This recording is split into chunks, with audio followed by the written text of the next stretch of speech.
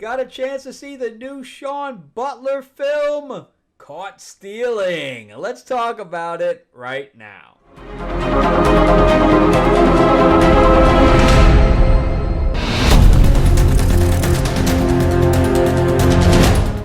Welcome back to the channel, everyone, where we rant about movies, comic books, and television shows, as well as the occasional board game. I am your host, Frank Zank. I'm an award-winning screenwriter, novelist, and comic book writer, as well as a filmmaker.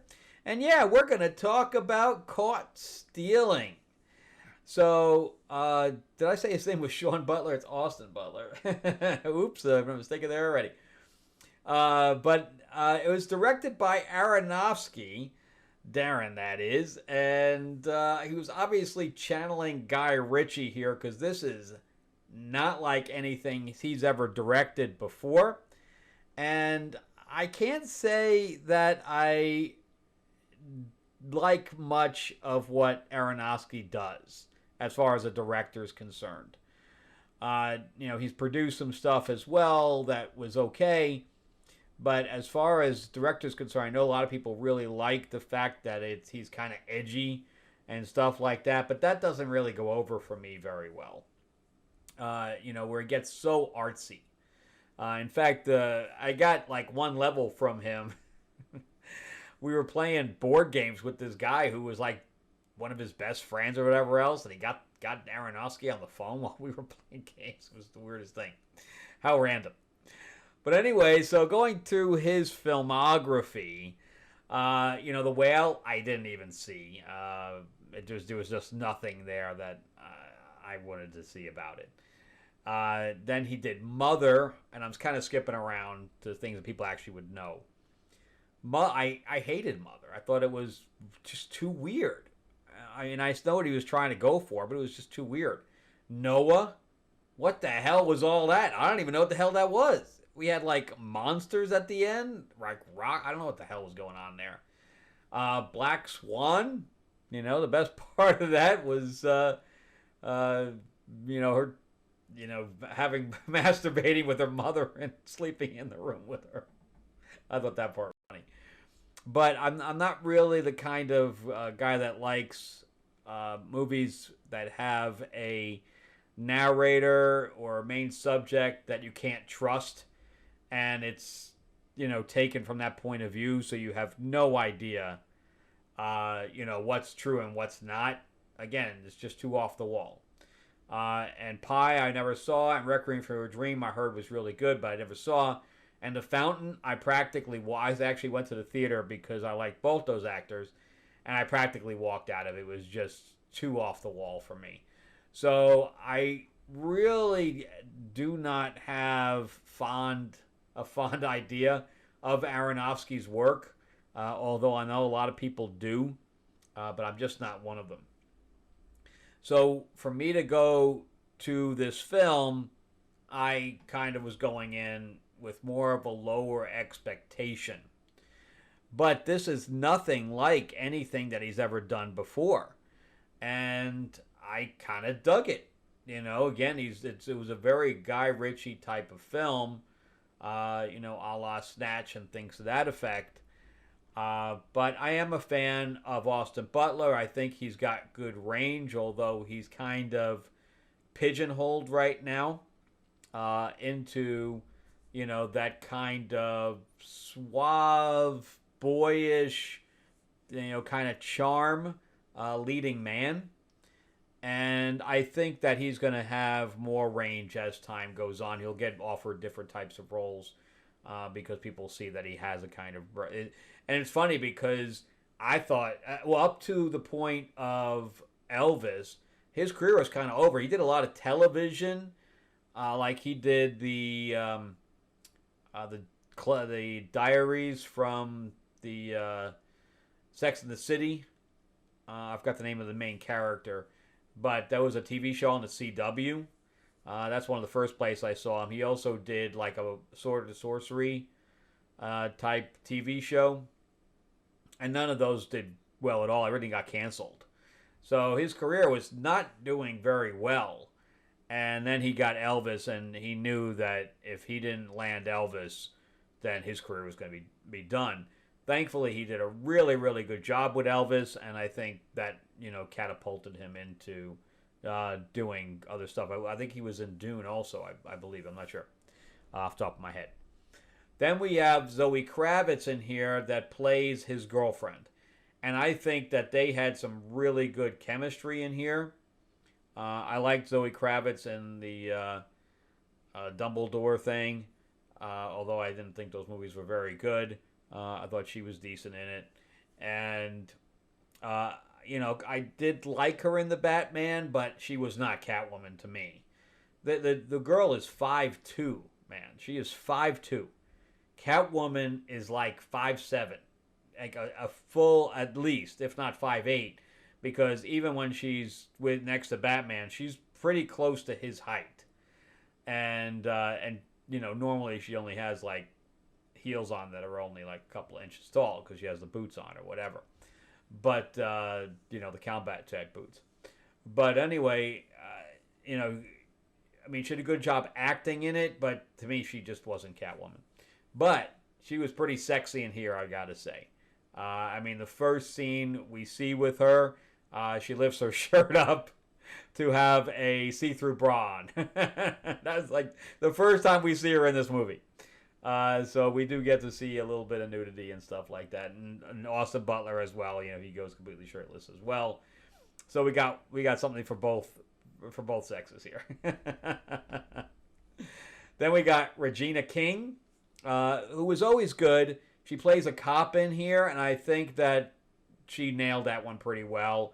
I think that she came off as that character very well, and she played. It's kind of a multifaceted type character, and I liked both versions of them. So I think she did a good job there. Griffin Dunne makes an appearance. I haven't seen him in forever.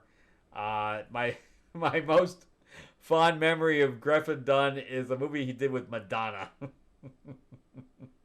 I can't even remember the name of it, but I remember the line. I still to this day, I don't think I've seen that movie since the 80s.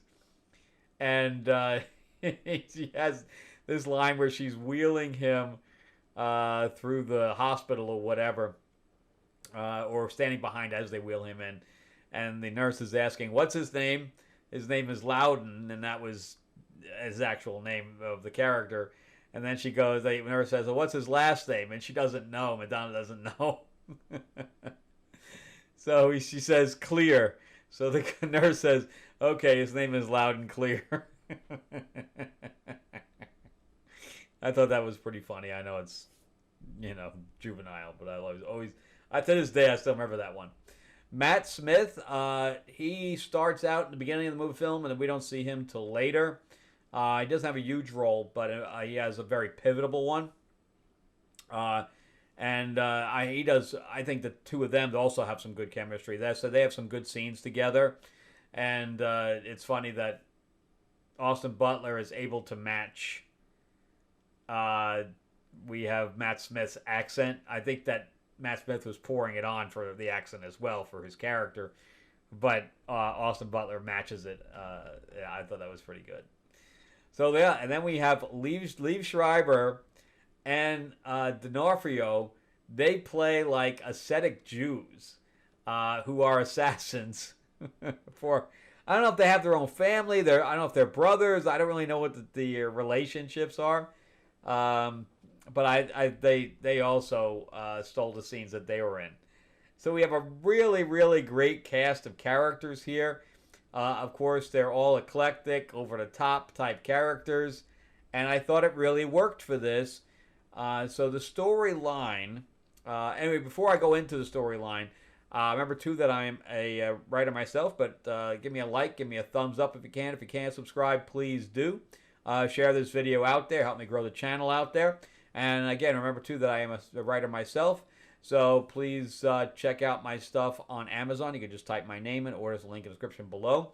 You'll see my 4-novel quadrilogy. That's a sci-fi epic called Destiny Aurora.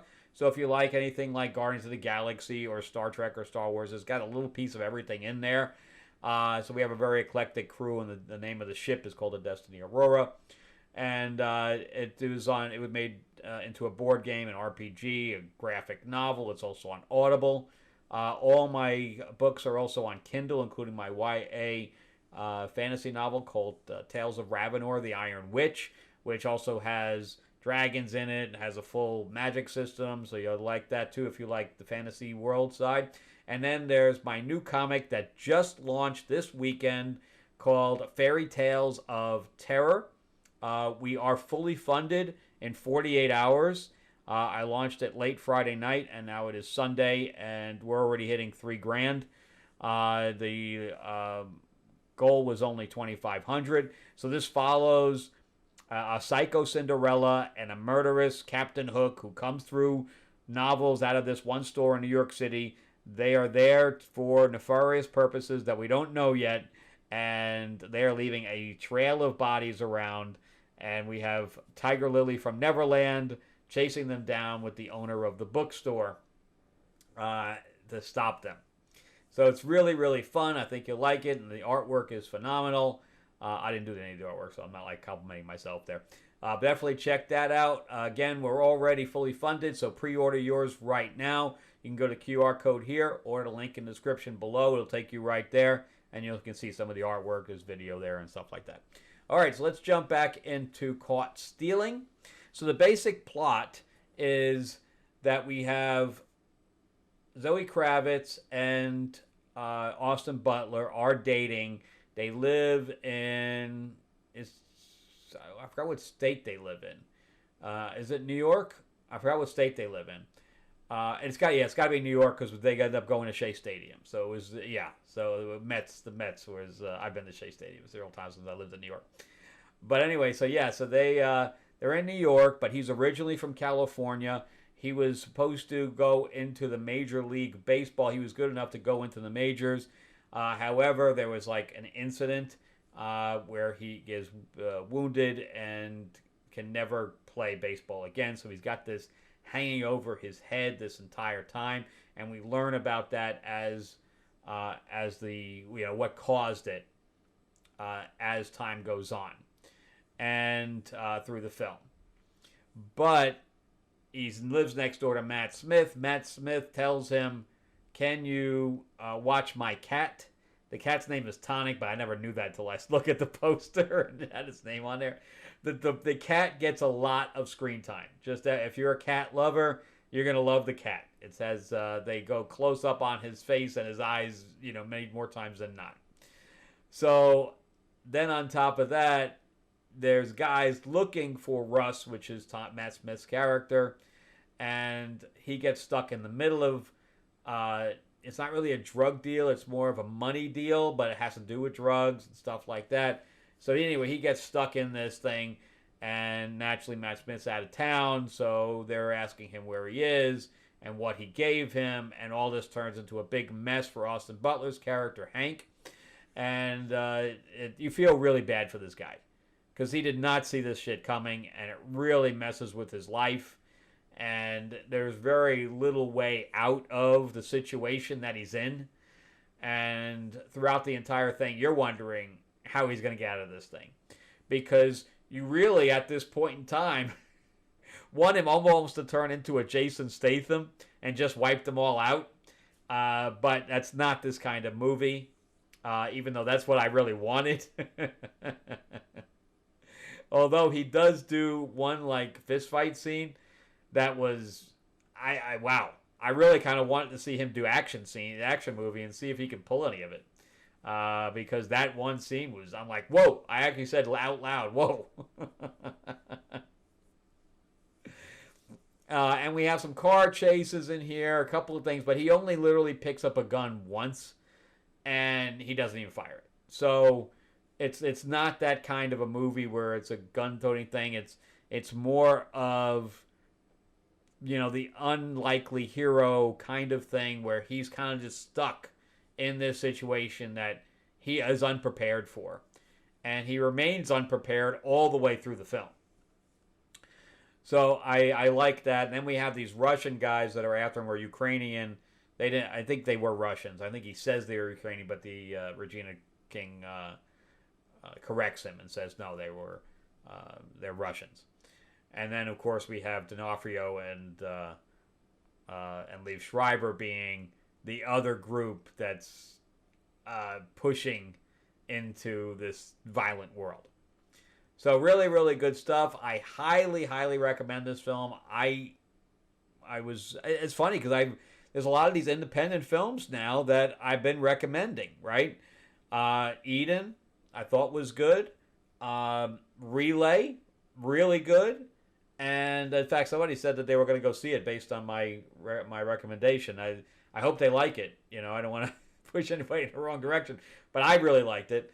And now this one. So there's 3 movies that I'm actually recommending on an independent basis that I think are far better than, you know, the tentpole, Superman,